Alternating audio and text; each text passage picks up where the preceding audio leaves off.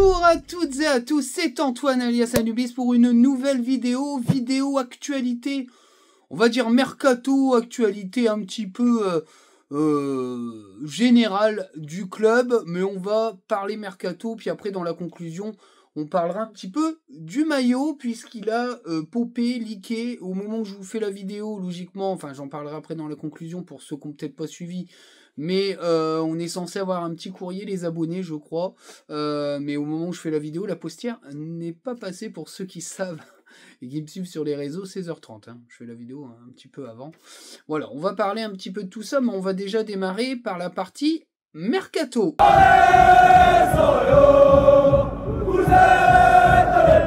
C'est parti donc pour le mercato. Alors, on va déjà évoquer un petit peu les choses qui ont été officialisées par le club et puis des choses qui sont pas loin d'être en cours de route.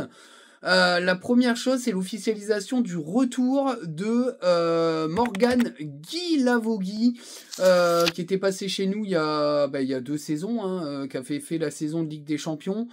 Véritable flop, faut quand même le dire. Ceux qui parlent d'autre chose, je pense qu'ils n'ont pas dû bien voir ces matchs. Il avait mis 2 buts ou 3 buts, je crois, mais il a été catastrophique. Déjà en avançant, c'est pas son poste. Et puis, je trouve qu'il avait une certaine forme de nonchalance. Il a jamais réussi à passer le cut. Et je trouve qu'il avait quand même, en plus de la concurrence, parce qu'à un moment donné, il y avait Oscar Cortés. Et je trouvais Oscar Cortés bien plus intéressant que lui. Mais il était parti au mercato d'hiver, hein, je crois, je sais plus, Oscar Cortés, je crois qu'il a été prêté, oh j'ai un doute, je sais plus. Non, il finit la saison. Je crois qu'il finit la saison, enfin je sais plus. Ah oui, il finit la saison, il est prêté à l'été. Bref, j'ai un petit trou de mémoire, mais enfin, Morgan Guilavogui avait fait une saison catastrophique, prêté dans la foulée à Sampaoli, et il a fait une saison à Sampaoli avec 8 à 9 buts. Alors le retour, il y a 2 raisons, enfin il y a deux solutions à ce retour qui est très étonnant, qui a surpris un peu toute la communauté. Alors moi je suis assez dubitatif, voire très sceptique, même si j'ai quand même eu l'occasion de revoir un peu sa saison en analyse scouting, parce que j'ai un pote qui est scout et qui avait fait un montage sur commande d'un club italien, donc ça peut donner un petit peu un aperçu des clubs qui pourraient être intéressés. Voilà, bon, c'est la petite indiscrétion, mais je peux pas aller plus loin, mais voilà. Ce qui était marrant, c'est que du coup, les sous-titrages, c'était en italien, c'était marrant. Mais en tout cas, voilà. Il fait une saison, somme toute correcte. Il a progressé sur plusieurs aspects, mais c'est clairement pas pour moi un titulaire en puissance. Alors, bien sûr qu'il a mis 9 buts. Dans le championnat très ouvert qu'est le championnat allemand, c'est pas non plus extraordinaire. Maintenant, à sa décharge, il jouait quand même attaquant droit ou gauche, il jouait sur les 2 côtés. Donc c'est quand même plutôt pas mal pour un ailier de marquer une petite dizaine de buts. Mais voilà, quand on voit l'analyse scouting, ses points forts, c'est la capacité de prendre la profondeur, parce qu'il est quand même devenu très fit. Je trouve qu'il a vraiment évolué physiquement par rapport à ce qu'on a connu à Lens de lui. Il est très rapide et il est très puissant. Maintenant, techniquement, il est incapable d'éliminer. Donc, dans un championnat où les défenses sont assez refermées comme en Ligue 1, je suis pas certain que ses qualités soient fortement positives pour lui, parce que il faut savoir éliminer en Ligue 1. Si tu sais pas fort éliminer, les prises de profondeur sont assez rares. Alors, faut savoir que Sampaoli joue avec beaucoup de possession, ce qui pourrait coller un peu au jeu de Pierre Sage. C'est à suivre. En tout cas, c'est quelqu'un qui a réussi à pas mal décaler son avant-centre. En tout cas, c'est pas lui l'avant-centre. Lui, il joue avec un avant-centre. Alors, faut savoir que les deux, ils jouent plutôt en 3-4-3, Sampaoli. Mais enfin, il joue à 3 attaquants devant, avec 2 attaquants excentrés et un attaquant central. Ce qui peut coller aussi à un 4-2-3-1 ou un 4-3-3, avec un milieu de terrain offensif et 3 attaquants. Donc voilà, ça donne un peu une idée de ce qui pourrait être mis en place par Pierre Sage. Maintenant, il y a une autre solution à ce retour. C'est que, comme je l'ai dit, la vidéo scouting que j'ai vue était destinée à un club italien. Bon, je ne peux pas aller plus loin. Ça reste qu'une prise d'information scouting. C'est-à-dire que voilà, mon camarade est scout, il travaille pour plusieurs clubs, il est en freelance et il fait des montages scouting pour des clubs demandeur d'informations sur certains joueurs. Voilà un peu son boulot.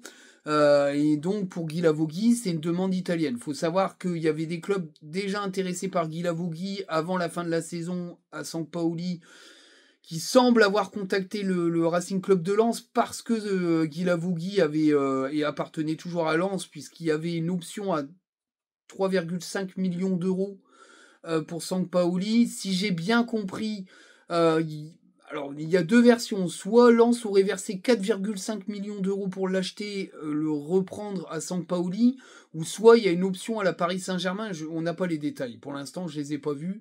Peut-être vous me direz en commentaire, mais moi ce que j'ai compris, c'est qu'il y a deux versions du truc. Soit ils ont versé 4,5 millions d'euros à Sampaoli pour le récupérer, soit ils ont fait comme le Paris Saint-Germain, c'est-à-dire qu'il y avait une option d'achat qui était validée et donc qui était enclenchée, et qu'ils avaient un droit de veto pour récupérer le joueur moyennant finance de 1 ou 2 millions d'euros. Dans tous les cas, ils peuvent faire une culbute, ils ont acheté le joueur, je crois, 4 millions d'euros, je crois.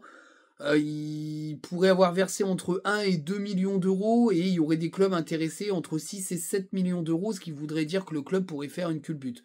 Maintenant, il émarge environ à 70 000 euros. Soit ils le gardent, ils se disent que ça fait une arme pour le 3-4-3 ou le 4-3-3 de Pierre Sage, soit c'est pour faire une culbute si par exemple pendant la prépa, Pierre Sage se rend compte que ça ne va pas, ça lui plaît pas, et qu'il y a des clubs toujours intéressés par lui. Voilà, bon.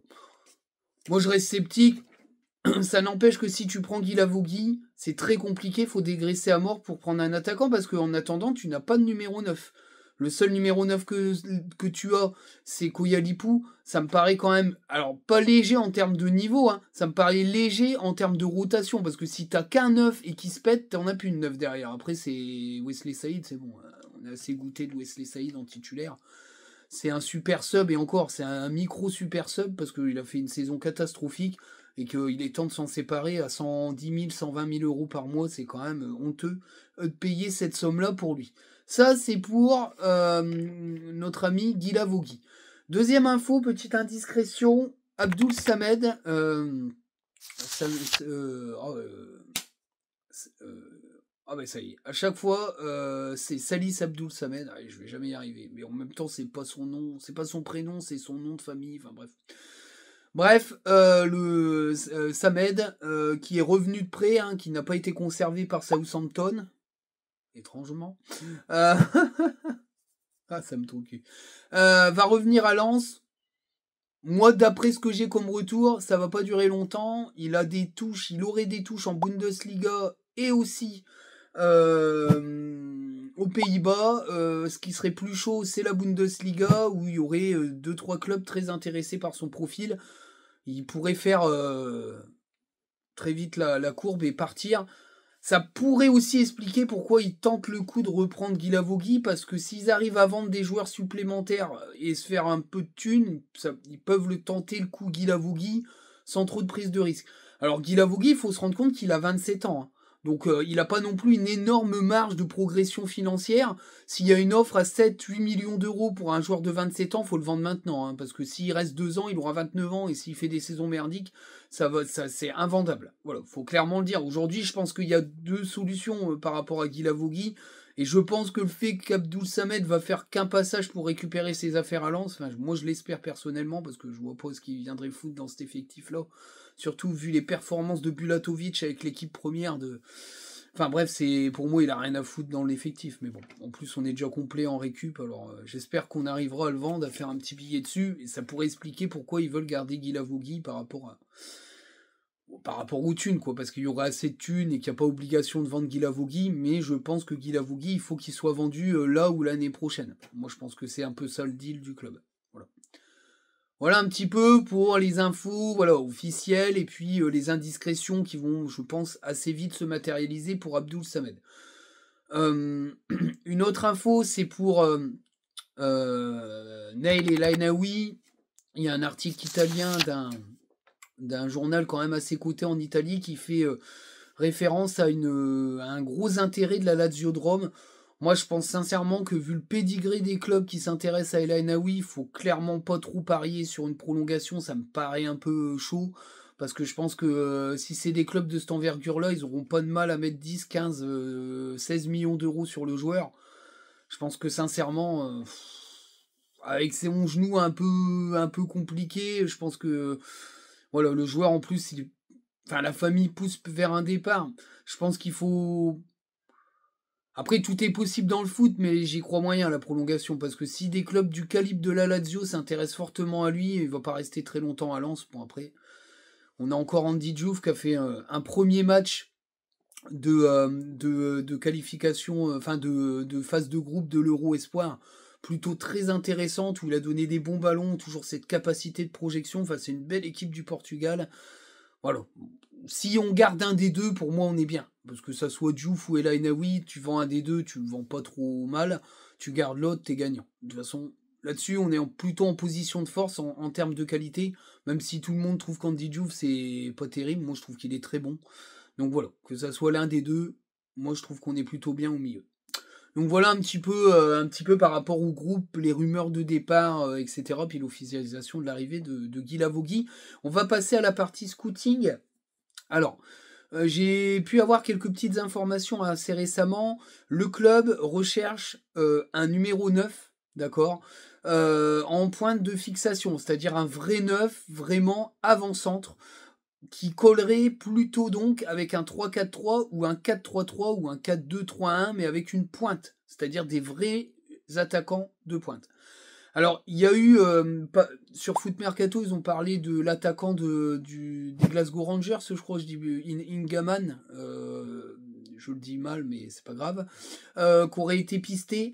Alors, était au passé, parce que tout simplement, il vaut au moins 15 millions d'euros, puisque c'est la somme qui a été demandée par les Glasgow Rangers. C'est mort de mort-né, enfin, on mettra plus jamais cette somme-là sur des joueurs, faut enterrer ce rêve. Et puis, bah voilà, il y a trop de concurrence et des concurrents capables de mettre de très gros salaires. Donc, il ira jamais chez nous. Mais c'était une piste Lopez. Faut quand même le savoir. Ce qui veut quand même dire que Lopez était ambitieux et n'était pas aveugle, parce qu'Inigaman, là, il a fait une putain de saison avec les Glasgow Rangers. C'est plutôt un bon attaquant. En finition, ça tient la route. Alors, à côté de ça, j'ai pu, en même temps que j'ai pu avoir la vidéo de notre ami Guy Lavogui, il m'a un petit peu donné des tuyaux sur quelques joueurs qui seraient, dont Lens aurait pris des renseignements scouting. Alors, pas forcément par lui, mais par d'autres collègues de confrères à lui, et qui lui ont dit, bah, tiens, on m'a demandé ça sur tel joueur au club. Donc, je vais vous donner 4 noms. C'est les 4 qui sont ressortis pas mal. Le premier, on connaît le nom pour nous, les quarantenaires. Les plus jeunes l'ont pas vu jouer. Mais c'est son rejeton.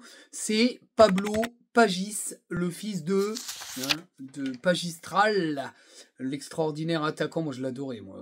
Pagis, c'était vraiment un putain d'attaquant. Franchement...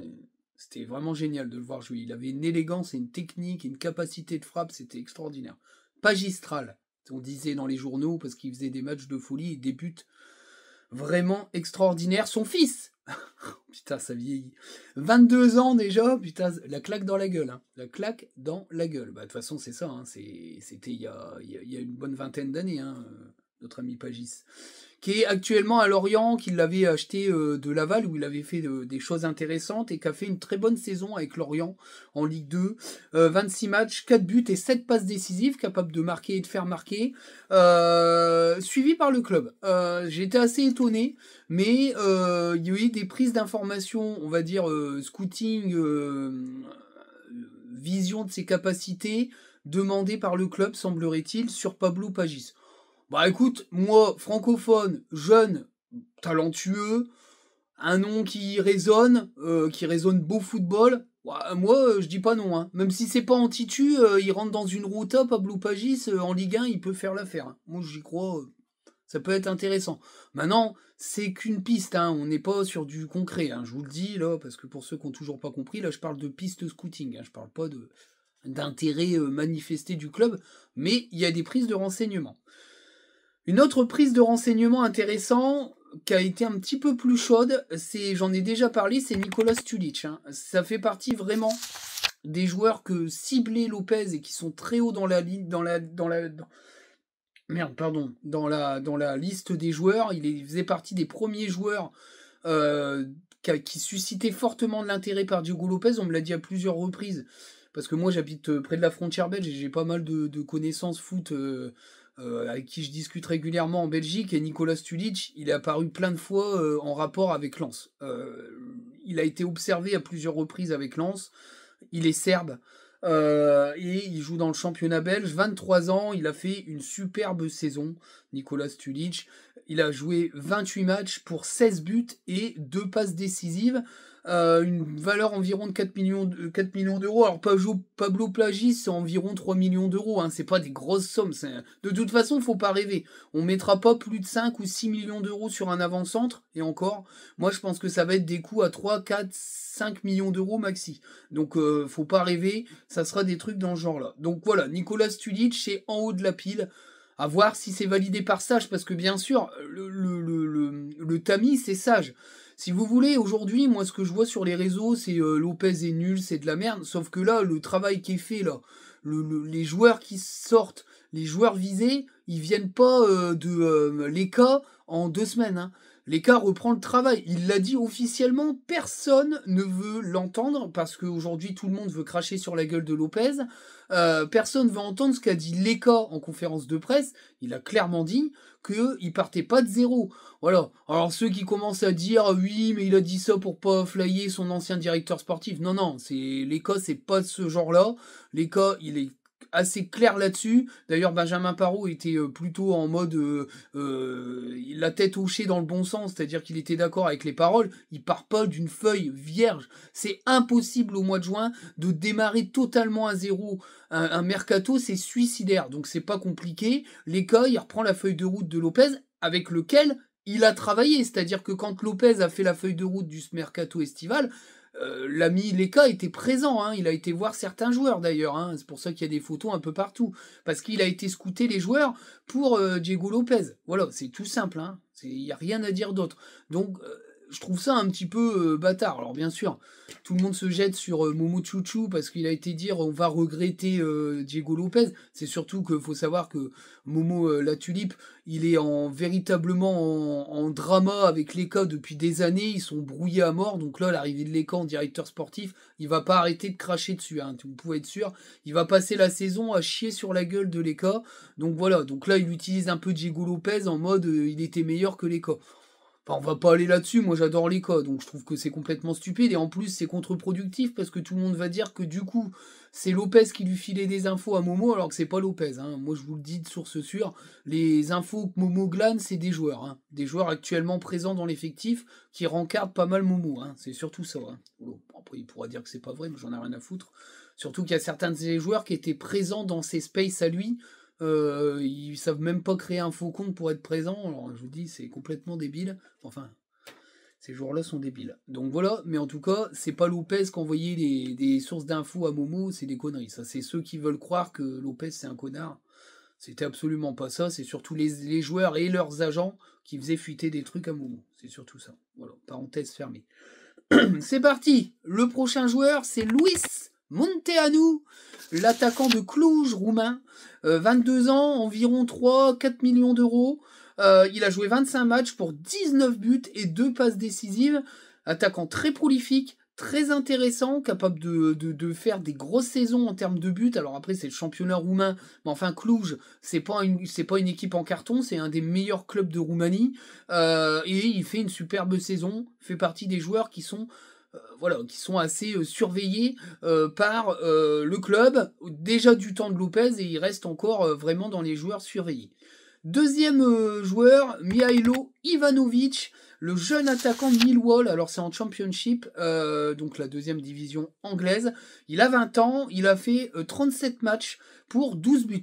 Environ 4 à 5 millions d'euros, ce qui pourrait un peu bloquer, c'est le salaire, parce que les salaires en Angleterre sont beaucoup plus élevés qu'en France, mais on pourrait lui proposer vraiment un projet intéressant, et c'est un joueur qui a vraiment de l'avenir. Très jeune, mais déjà très prolifique aussi. C'est un joueur qui a été observé notamment par certains proches de Diego Lopez qui sont rendus sur place à Millwall pour observer le joueur. Voilà.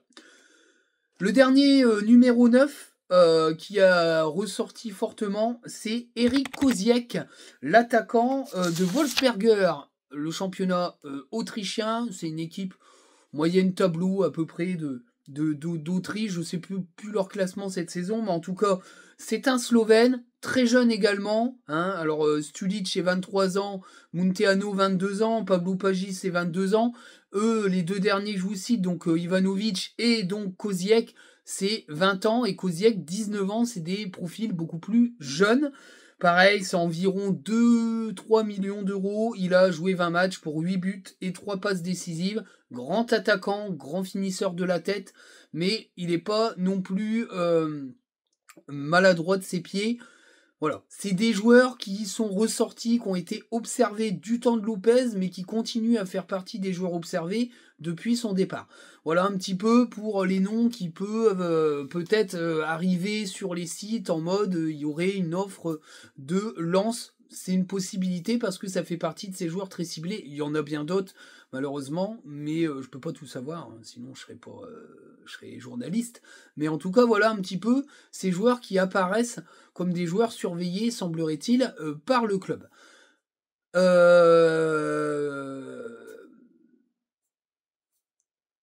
Il faut savoir que ce mercato va être long à se mettre en route.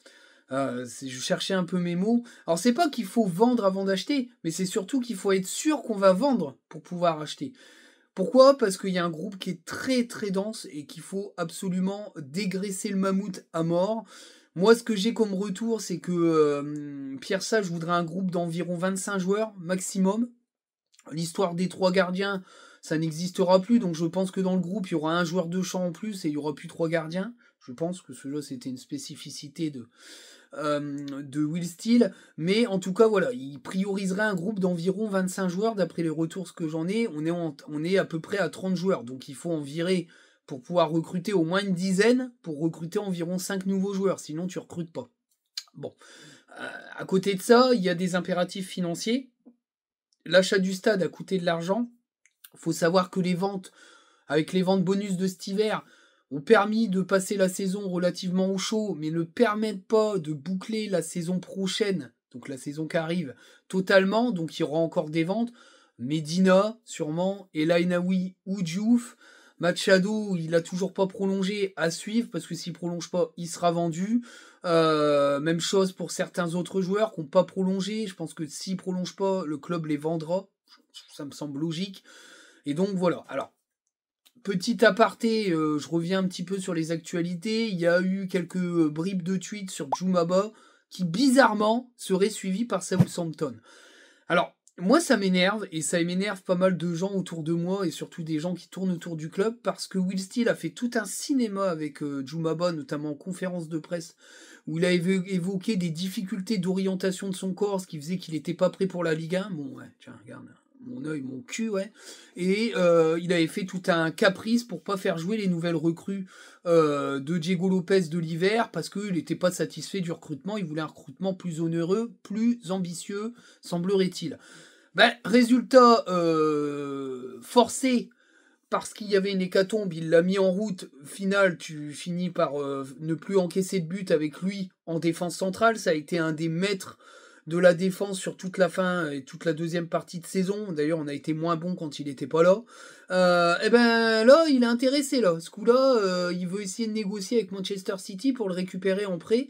Ben, c'est dégueulasse parce que moi je vous dis, il a handicapé son équipe. On a raté l'Europe parce qu'il a fait des caprices avec les nouvelles recrues. Parce que je pense que s'il faisait tourner et qu'il avait donné plus sa confiance aux recrues, notamment Selic, on aurait peut-être eu des résultats différents sur les 4 matchs qu'on a perdus d'affilée. Et si on en avait perdu moins de 2, ben, je pense qu'on serait européen aujourd'hui. On n'aurait pas le même regard sur sa saison. Malheureusement, pour moi, il est 100% responsable du fait qu'on est 8ème et pas au-dessus. Parce que ben, il a foiré sa deuxième partie de saison en faisant des caprices et aujourd'hui il va aller pleurer Manchester City pour récupérer Djoumaba. Ben, je trouve ça dégueulasse. Loin de mon club, t'as vraiment une sale mentalité, Will. Je te le dis clairement, c'est dégueulasse de faire ça parce que t'es vraiment un bébé. Voilà. C'est là qu'on voit qu'il a un énorme manque de maturité, ce mec-là. Ben, vraiment. Bref, parenthèse fermée là-dessus. Voilà un petit peu ce que j'avais à dire sur le mercato. On va passer sur la conclusion et la projection.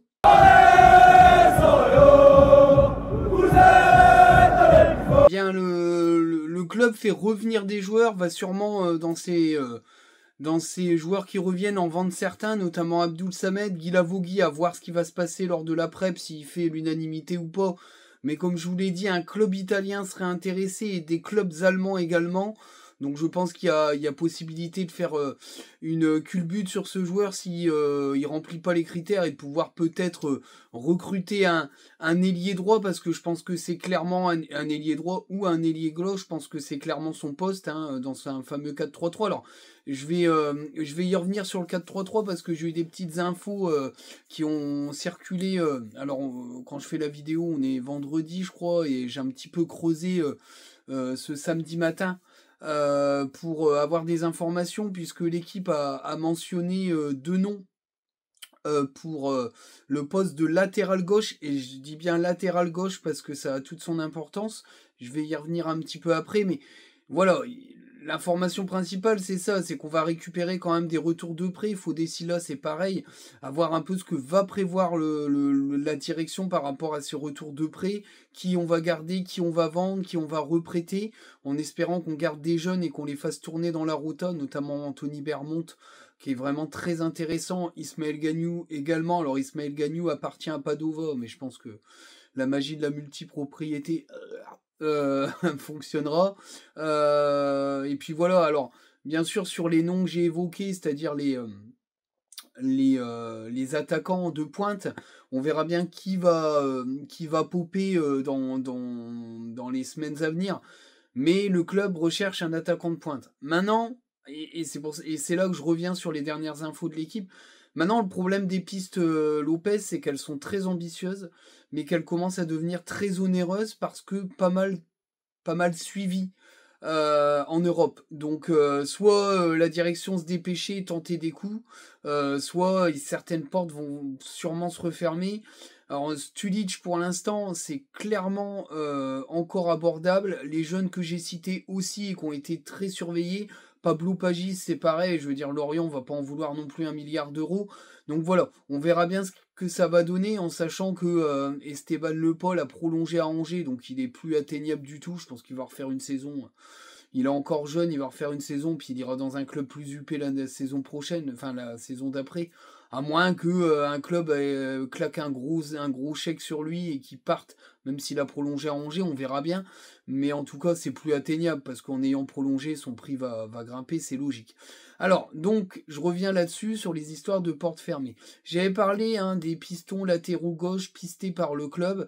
En fait, dans ces nombreuses pistes, les joueurs sont trop onéreux. Et, en plus de ça, moi j'ai les retours qu'il y a clairement une volonté de Pierre Sage de jouer avec des latéraux et pas des pistons.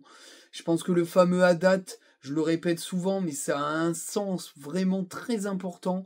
C'est que je pense qu'il veut pas jouer avec 3 défenseurs centraux. Je pense que le départ de Medina va acter la fin de ce système de défense. Et que Pierre Sage veut jouer à 4 derrière, et c'est sûrement un 4-3-3 ou un 4-2-3-1 qui va être mis en place, on verra bien. Mais en tout cas, ça irait dans le sens du fait qu'au niveau des milieux récupérateurs, ça soit blindé, puisqu'il y aurait besoin qu'un ou deux milieux récupérateurs maximum. Avec 3 ou 4 maxi, c'est suffisant, et on en a plus que 4 des milieux de terrain récupérateurs. Ça acte aussi l'intérêt de prendre Guilavogui, puisqu'il joue sur une aile à Sampaoli, que ça soit à droite ou à gauche, comme je l'ai expliqué dans la vidéo. Donc ça irait dans ce système à 3 attaquants, 2 excentrés, un attaquant central, et c'est pour ça aussi qu'il y a des attaquants centraux qui sont ciblés par le club.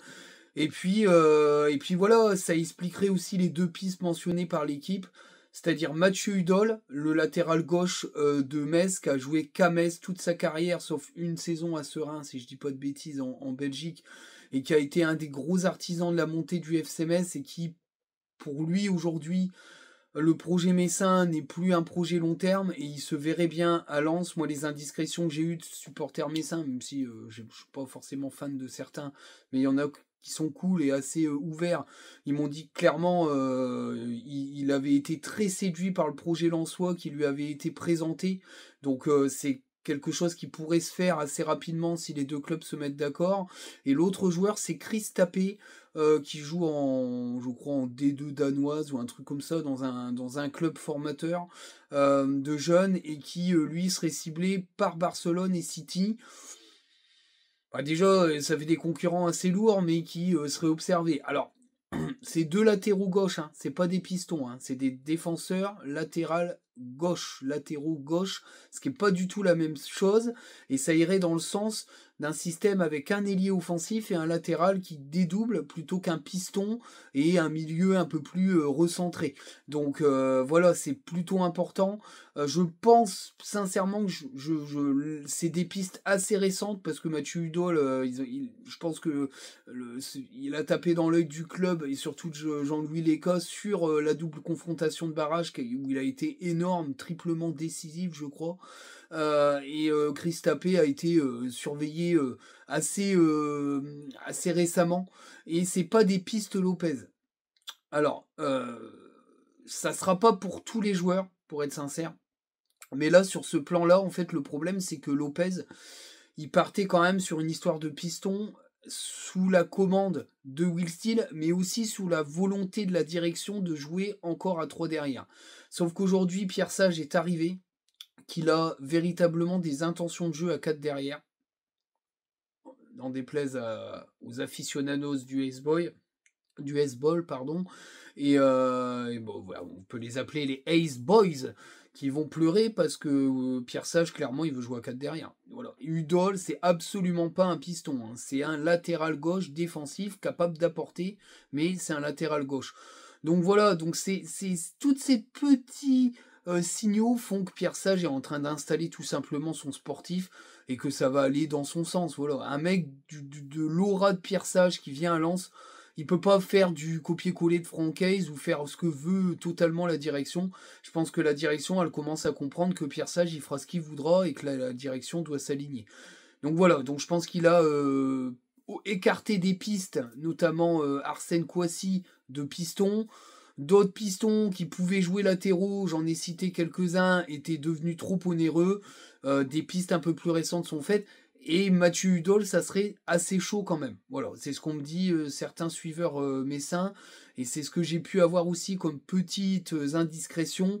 Mathieu Hudol, ça pourrait le faire très rapidement en cas d'accord avec Metz.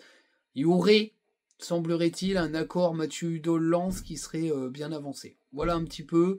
Je vous souhaite une très belle fin de journée, une très belle début de journée. Ça dépend quand vous voyez vos vidéos. Et puis profitez de l'été qui s'installe. Ciao, ciao tout le monde. On s'abonne. Il y a la cloche. On partage. Les liens sont dans la description. Ciao, ciao. Bye, bye.